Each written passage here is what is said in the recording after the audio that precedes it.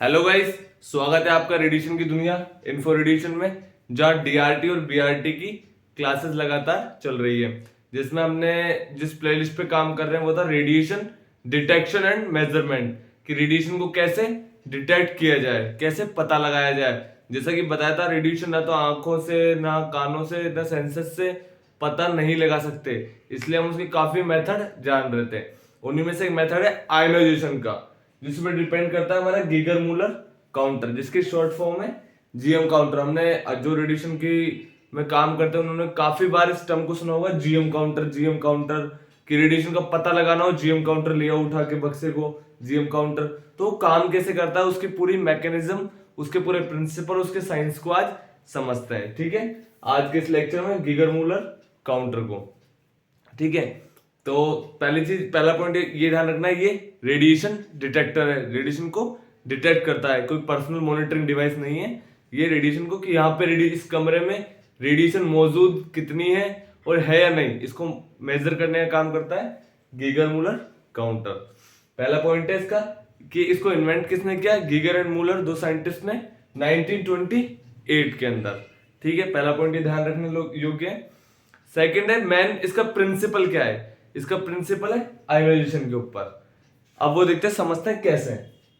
ठीक है, Geiger Muller counter एक तरीके से आप इसको एक गीगर मूलर काउंटर मान के चलिए। ठीक है, अब इसका प्रिंसिपल मैं आपको इस मेथड से समझाने की कोशिश करूंगा। ठीक है, ये एक गीगर मूलर काउंटर है। अंदर से ये क्या होता है, बाहर से पूरा मेटेलिक होता है, अंदर से पूरा खाली।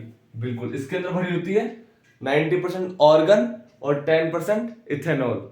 ठीक है, अब बताऊंगा इसको कि यही क्यों भरी जाती है, इसका कारण क्या है।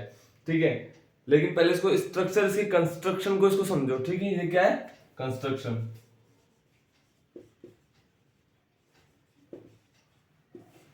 कंस्ट्रक्शन में आएगा, ये अंदर से होलो होता है, इसमें 90% ऑर्गन, 10% इथेनॉल, और इसके बीचों बीच में एक टंगस्टन का वायर होता है। अब देखो पूरे इस खेल को समझते हैं। ठीक है, हमें पता है इसके अंदर हमें डिटेक्ट क्या करनी है, radiation alpha beta X ray gamma ray, यहां से रेडिएशन। ठीक है, इसमें है 90% ऑर्गन एंड इथेनॉल, इसमें है एटम्स। ठीक है, अब हम एक चीज जानते हैं कि रेडिएशन में इतनी पावर होती है कि वो किसी भी एटम में से इलेक्ट्रॉन को बाहर निकाल देती है। अब यहाँ काफी सारे एटम्स है, जैसे रेडिएशन आएगी वो इस एटम में से इलेक्ट्रॉन को बाहर निकाल देगी। ठीक है, तो एक नेगेटिव एक पॉजिटिव आयन बन गए। ठीक है, और हमने इसको इस तरह से सेटअप कर रखा है, बीच में एक वायर लगा के, और इसकी जो ऊपर की सतह है धातु की, उसको हमने दोनों को कनेक्ट कर रखा है, देखो इस बैटरी से, जिसका नेगेटिव सिरा ये रहा, मतलब ये कैथोड, और जो बीच में वायर जा रहा है टंगस्टन का, वो काम कर रहा है anode, as a positive terminal. देखो ये पॉजिटिव टर्मिनल, और ये बैटरी होती है बहुत ज्यादा हाई पोटेंशियल की, 1 से 3 किलो वोल्टेज की। मतलब हमने बहुत ज्यादा पोटेंशियल डिफरेंस लगा रखा है इन दोनों के बीच में। अगर यहाँ पे कोई भी इलेक्ट्रॉन या इलेक्ट्रॉन इमिट होगा तो पॉजिटिव आयन और नेगेटिव आयन दोनों अपोजिट की तरफ बहुत तेजी से अट्रैक्ट होंगे। जैसे यहां से इलेक्ट्रॉन बाहर निकला तो ये जाएगा पॉजिटिव एनोड की तरफ, इस टंगस्टन वायर की तरफ। ये चीज, अगर ये कॉन्सेप्ट आप समझ गए तो आप पूरे गीगर मूलर काउंटर के कॉन्सेप्ट को समझ जाओगे। बेसिकली कॉन्सेप्ट यही है कि रेडिएशन में पहला कॉन्सेप्ट क्या है, कि रेडिएशन में इतनी पावर है कि वो किसी भी एटम में से इलेक्ट्रॉन को बाहर निकाल सकती है। तो ये जैसे रेडिएशन आई, इसमें ऑर्गन पूरा एक ऐसी होती है जिसके सारे कक्ष पूरे होते हैं। इसमें रेडिएशन आई, इसने एटम में से इलेक्ट्रॉन को बाहर निकाल दिया। ठीक है, वो इलेक्ट्रॉन बाहर निकला, हमने बाहर ऐसा सेटअप लगा रखा है कि जैसे ही इलेक्ट्रॉन निकलेगा वो अट्रैक्ट होगा एनोड की तरफ, इस वायर की तरफ, क्योंकि हमने बैटरी लगा रखी है। ठीक है, जैसे ही इलेक्ट्रॉन यहां पे आएगा, और जैसे ही ये इलेक्ट्रॉन यहां पे आएगा, यहां पे एक धारा प्रवाहित होगी एक, और यहां पे हमने एक पल्स काउंटर गैल्वेनोमीटर लगा के हम इस धारा को मेजर कर सकते हैं। ठीक है, ये तो हो गया ऊपर से। अब इसको थोड़ा सा और डीप में लेके जाता हूं मैं आपको। देखो यहां से रेडिएशन आई, उसने एक एटम में से यहाँ पे काफी सारी गैसेस है यहाँ पे। जैसे रेडिएशन आई उसने एटम में से इलेक्ट्रॉन को बाहर निकाला होगा और उस इलेक्ट्रॉन ने उस रेडिएशन से एनर्जी भी ली होगी। और वो इलेक्ट्रॉन, जैसे कि आप मान के चलो यहाँ पे एटम था, इलेक्ट्रॉन बाहर निकला, अब ये इस बाहर निकले इलेक्ट्रॉन के पास भी एनर्जी है, ये और एटम से टकराएगा और वहां आयंस प्रोड्यूस करेगा, और इलेक्ट्रॉन निकलेंगे वो और इलेक्ट्रॉन प्रोड्यूस करेंगे। जैसे मान लो इसने एक एटम में से इलेक्ट्रॉन को बाहर निकाला, ये इलेक्ट्रॉन बाहर निकला, ये और एटम से टकराया, वहां से उसने इलेक्ट्रॉन को बाहर निकाला, तो ऐसे एक इलेक्ट्रॉन की चेन सी बन जाएगी। इस चेन को कहते हैं एवलांच इफेक्ट।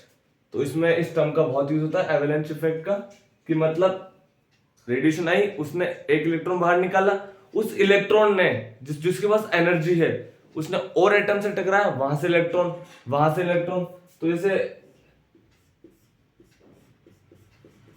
आपने वो मूवी देखी जय हो, उसमें 3 लोगों की मदद करो थैंक यू के बदले, ऐसे इस प्रकार चेन बन जाएगी। इलेक्ट्रॉन एटम में से इलेक्ट्रॉन निकालते जाएंगे और एक चेन से क्रिएट होगी। उस चेन को नाम दिया यहाँ पे एवलांच इफेक्ट। और यहाँ पे बहुत ज्यादा इलेक्ट्रॉन मिलेंगे तो हम उस चीज को एम्पलीफाई करके अच्छे से ये डिटेक्ट कर पाएंगे कि यहाँ पे कितनी रेडिएशन है। हमें मेजरली, हमारा मेन उद्देश्य तो रेडिएशन मेजर करने का ही है कि यहाँ पे कितनी रेडिएशन है। तो यहाँ पे जैसे ही पॉजिटिव नेगेटिव आयन क्रिएट होंगे, यहाँ पे धारा बहेगी, इस धारा को हम पल्स काउंटर से मेजर कर लेंगे कि यहाँ पे इतनी धारा बही है। तो ये एक पूरा कॉन्सेप्ट था। यहाँ पे एक चीज और थोड़ा कॉन्सेप्ट है कि जैसे ही, ध्यान से देखिएगा, जैसे इलेक्ट्रॉन है, रेडिएशन आई, इलेक्ट्रॉन बाहर निकला, ये एनोड की तरफ आएगा, ये जैसे ही एनोड से टकराएगा यहाँ पे यूवी रेस, पराबैंगनी किरणें निकलेंगी, क्योंकि इलेक्ट्रॉन एनोड से टकराएगा तो यहाँ पे एनर्जी लॉस होगा और उसी कारण पराबैंगनी किरणें निकलेंगी, यूवी रेस। ये यूवी रेस भी एटम से टकराएंगी और वहां पे इलेक्ट्रॉन प्रोड्यूस करेगी। इस प्रकार ये इलेक्ट्रॉन प्रोड्यूस होते जाएंगे एनर्जी के कारण। ये सारी एनर्जी किस में बदल रही है? इलेक्ट्रॉन को निकालने में, और उस इलेक्ट्रॉन को हम मेजर कर पा रहे हैं।